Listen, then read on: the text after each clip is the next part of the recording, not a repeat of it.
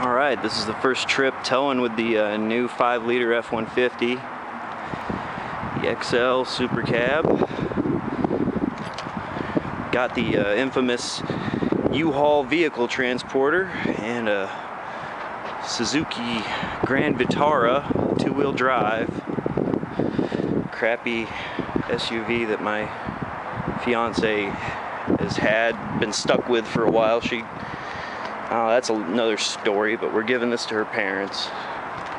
And in honor of the inaugural towing mission, which I think we're going to be towing pretty much between 6,000 and 6,500 pounds.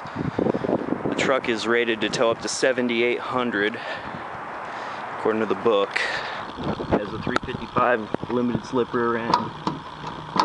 Anyhow, in honor of the inaugural tow mission, I fabricated my own K&N FIPK. I knocked all of the resonators off of the pipe and cut out pieces of the shit I cut off and made plugs and just used JB quick weld and plugged all the holes. The filter I used was the E1796 K&N high flow air filter,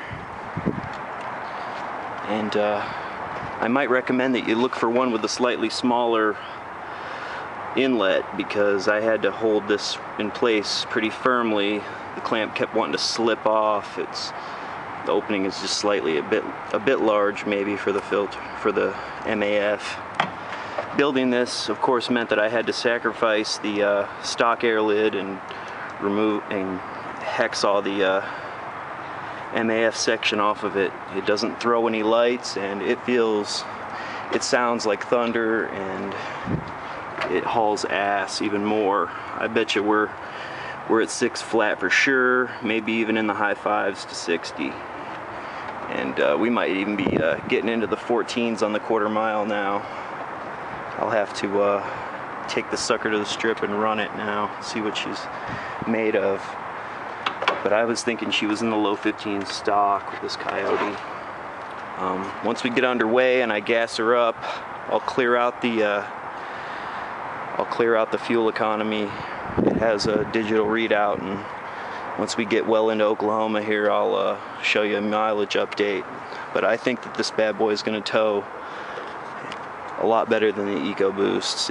If you look at the dyno sheet on the K&N website for their own 57 series cold air intake, at around 2,500 RPMs, it's got nearly 40 more foot-pounds of torque with their FIPK, and my filter is actually larger. And if it's not throwing a light, then it must be more efficient. The larger you go, the more efficient it's going to be. So.